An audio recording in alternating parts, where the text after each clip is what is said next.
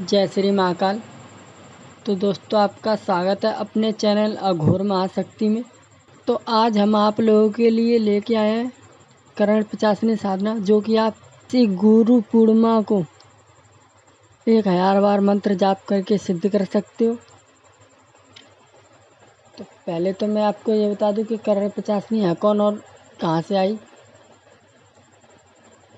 करण 50वीं इंद्र एक यक्षिणी है जो इंद्र की सभा में नृत्य किया करती थी। तो किसी कारण वर्ष से इंद्र ने श्राप दिया कि जाओ, तुम चिरकाल तक पाताल लोक में 50 योनि में भटकती रहोगी। इसी कारण ये 50वीं बन गई और इसका नाम पड़ गया करण 50वीं, जो कि कर्ण का मतलब होता है कान। ये अपने साधक के कान में आकर बताती है सारी बातें, इसीलिए इसे करण 50वीं कहा जाता है। और ये भूत भविष्य वर्तमान का ज्ञान देती है। जैसे कि मान लो आपके सामने कोई व्यक्ति आया और वो पूछे, मेरा नाम बताओ, मेरे पिता का नाम बताओ, मेरी माँ का नाम बताओ, मैं किसकी पूजा करता हूँ, तो आपके कान में सब कुछ बता देगी उसके बारे में, सामने वाले के बारे में ये आपके कान में सब कुछ बता देगी। इतनी पावरफुल शक्ति है ये। और यहाँ तक कि ये भी बताने में सक्षम है कि अगले जन्म में वो क्या था, उसका क्या नाम था, और एकदम सटीक पूछा देती है ये।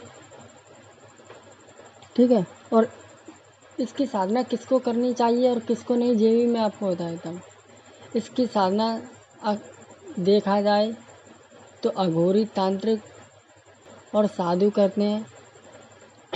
गृहस्थ जीवन जीने वाले इसकी साधना नहीं करते हैं, क्योंकि गृहस्थ जीवन जीते हैं वो इसे 6 महीने से ज़्यादा संभाल नहीं पाते हैं, इसलिए।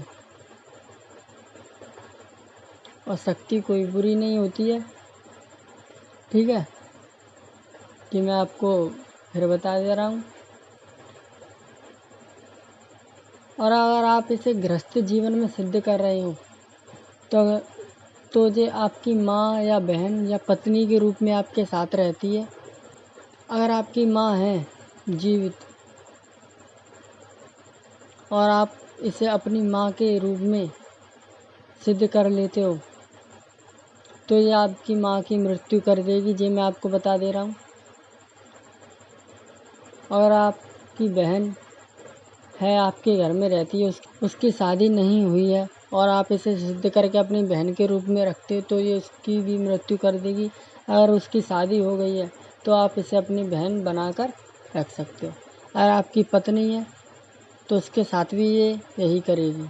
ठीक है। अगर आपकी पत्नी नहीं है तो ये आपके पत्नी के रूप में रहेगी। तो अगर आप इसे गृहस्थ जीवन में सिद्ध कर रहे हो तो जो मैंने आपको बताया है, आपके घर में अगर बहन नहीं है तो बहन रूप में सिद्ध करें, अगर माँ नहीं है तो माँ के रूप में सिद्ध करें, अगर पत्नी नहीं है तो पत्नी के रूप में सिद्ध करें। अगर आपके घर में ये तीनों हैं,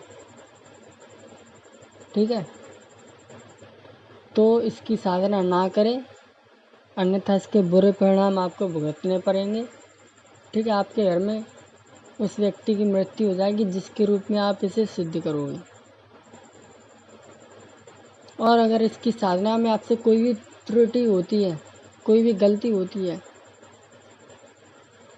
तो ये रुष्ट हो जाए तो ये एक एक करके आपके परिवार में सारे लोगों को मार देती है और आपका जीवन नरक बना देती है, आपका घर शमशान बना देती है। और यहाँ तक कि ये आपके कुल का वंश भी बुझा देती है। और इसे रोकने वाले, और इसे आपके कुल देवी देवता भी नहीं रोक सकते हैं, इतनी शक्तिशाली शक्ति होती है ये। और ठीक है।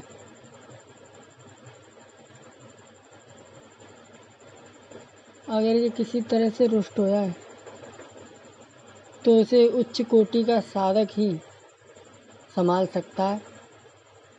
ठीक है। इसकी साधना बड़ी सोच समझ के करें और इसकी साधना किसी भी योग्य गुरु के मार्गदर्शन में करें। ठीक है, ये भी मैं आपको बता दे रहा हूँ। अपने गुरु से आज्ञा लेकर करें। और आपको ताकत से ताकतवर सुरक्षा घेरा मंत्र आना चाहिए, शरीर कीलन मंत्र आना चाहिए, आसन बांधने का मंत्र आना चाहिए। ठीक है, तो अब मैं आपको बता दूं इस साधना में आपको सामग्री क्या चाहिए, वो मैं आपको बताता हूँ। आपको चाहिए ग्वार पाठे का एक टुकड़ा। ठीक है, उसका मर्दन अपने हाथों पे करना है। तो कुछ लोग तो ये समझ नहीं पाए होंगे कि ग्वार पाठा कहते किसे हैं, तो बता दूं इंग्लिश में उसे एलोवेरा कहते हैं। आपको एलोवेरा लेके आना है।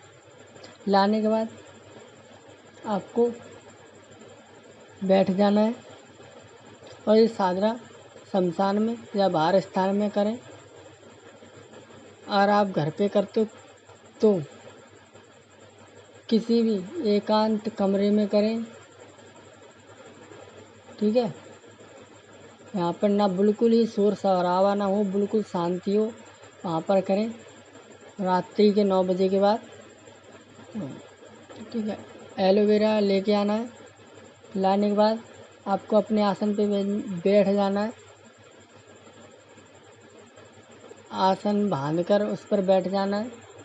अपना शरीर कीलन मंत्र करना है, सुरक्षा घेरा लगा लेना है। उसके बाद एक गणेश मंत्र की माला जाप करनी है, एक शिव मंत्र की और एक गुरु मंत्र की।